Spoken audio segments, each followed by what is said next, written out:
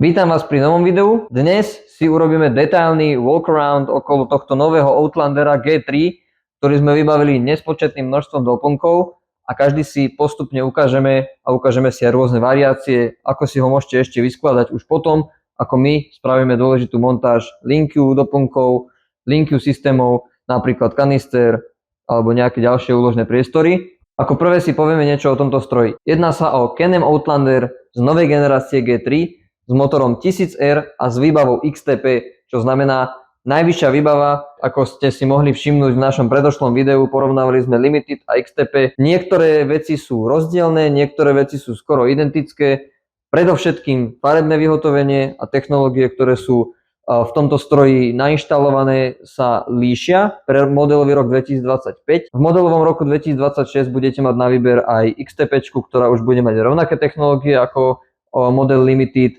To znamená dotykový displej 10,25 palca a elektronický Smart Shock podvozok.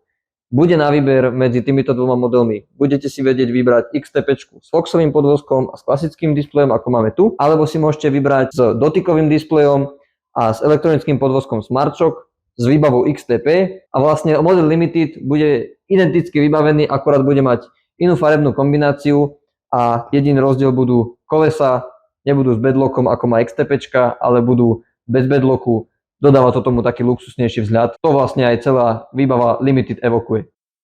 Pre tých, ktorí tento model až tak nepoznajú, najzákladnejšie špecifikácie: 101 koní s novým vynoveným motorom, s novou prevodovkou a s novým variátorom, ktorý je inšpirovaný zo snežných skutrov, tzv. P-Drive. Dá sa s ním naozaj veľmi jemnočko rozbiehať, bez žiadnych trhancov, ako to bolo v predošlej generácii. Ďalší podstatný fakt: vynovený podvozok, ktorý naozaj extrémnym spôsobom filtruje nerovnosti, či už sa jedná o sneh, bláto alebo tvrdšie povrchy. V neposlednom rade nový dizajn, ktorý podpisuje krásny relief Can-Amu a histórie tejto značky. Keďže sa jedná už o tú najvyššiu výbavu, to znamená XTP, bez toho, aby sme doplňali nejaké doplnky, táto výbava obsahuje predný a zadný nárazník, disky s bedlockom, väčšie 27-palcové kolesa, Foxový podvozok, prémiové lakovanie plastov, ochrany rukoveti, inteligentné brzdenie motorom a prednú uzavierku. Samozrejme vo výbave je aj predný navijak. Ukážeme si teda, čo sme na túto štvorkolku doplnili,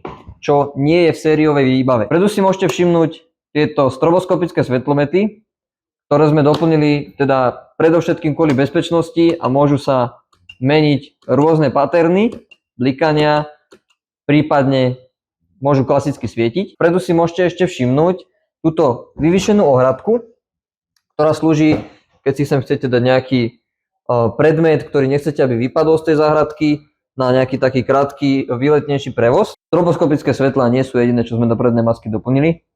Je to aj táto originálna Can-Am LED rampa, ktorá má možnosť svietenia v dvoch farbách: biela a žltá.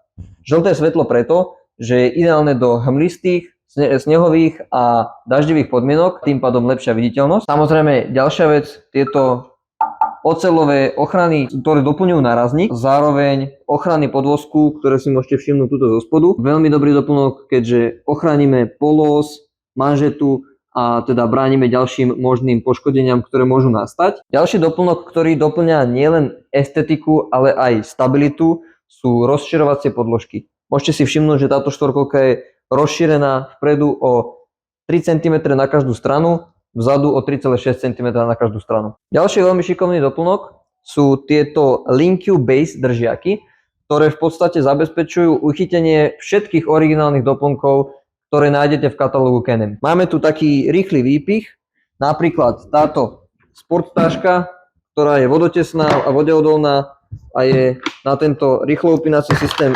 Linku. Funguje to asi nejak takto. Samozrejme to isté platí pre kanister a zároveň zachovávame úložný priestor, ktorý je pod ním. To znamená, že toho úložného priestoru tu máme naozaj veľa. Ďalší takýto doplnok, ktorý tiež patrí medzi 16-palcové doplnky od Can-Amu, je kanister, v tomto prípade ten najväčší, ktorý existuje. Takisto zachovávame možnosť otvárať predný úložný priestor. Toto sú len dva doplnky z ďalšieho množstva, ktoré sa tam dajú v podstate namontovať. Presunuli sme sa do priestoru pre vodiča, pre jazdca. No a tu toho máme trošku viac. A ako prvé by som vyzdvihol vyhrievané rukovete, ktoré majú samostatne nastaviteľnú intenzitu kúrenia na rukovete a samostatnú intenzitu pre prst, ktorým ovládam plyn. Ďalšie veľmi praktický doplnok je bezdrôtové ďalkové na naviak, ktoré sa automaticky deaktivuje. Aktivujete ho dvojitým stlačením a podržaním, zasvieti ako aktív a vtedy je vlastne aktívne. Počase sa samo automaticky vypne, nemusíte sa o to už viac starať. Ďalšia vec, ovládanie tých stroboskopických svetlometov, ktoré sme videli vpredu, samozrejme aj zmenením tých rôznych blikacích paternov. Jack na vyhrievanú prilbu, predný úložný priestor, ktorý zároveň slúži aj ako magnetický držak na telefón. Ďalšia určite veľmi povšimnutelná vec sú tieto masívne reproduktory, samozrejme s ovládaním vodotesné. Nemusíte sa báť, že bláto, nečistoty a pri umývaní štvorkolky ich nejako poškodíte. Ďalší praktický doplnok sú tieto úložné priestory s magnetickým uzatváraním na blatníkoch. No a samozrejme všetko je to zás na rýchlo upínacích systémoch. Tentokrát LinkU Lite, pretože sú menšie. No a do týchto LinkU Lite uchytávacích systémov si môžete napríklad okrem tejto tašky dať aj držak na nápoje alebo držak na GoPročku. Tých doplnkov je viacero, ktoré sa tam dajú zvoliť. My sme si zvolili predovšetkým takúto tašku. Samozrejme na obidvoch stranách je tento uchytávací systém. Keďže štvorkolky Can-Am nemusíte používať len na športové účely a offroadové jazdy, dôkazom sú aj takéto LinkU tašky, ktoré si môžete zobrať so sebou do práce, do mesta alebo do obchodu a všetky pasujú na LinkU Lite systémy. V tomto prípade tá taška trošku vytrča zo stroja. Samozrejme ráta sa s tým, že nenosíte ju so sebou stále. Máte ju tam iba na nejaké dočasné použitie. No a tieto LinkU Lite systémy sa dajú dokúpiť ku všetkým originálnym kufrom. Nemusí sa použiť iba na takéto príslušenstvo, ako sú tašky. Pasuje do týchto LinkU Lite systémov aj držiak na GoPro kameru alebo držiak na nápoje, keď pôjdete niekde na opekačku s deťmi, môžete si tam dať nápoje, nemusia byť vnútri v kufri, nemusia zaberať miesto. Isto ako vpredu sme si na tento originálny kufor namontovali LinkU systém, do ktorého pasujú všetky 16-palcové doplnky od Can-Amu, ako napríklad táto LinkU taška.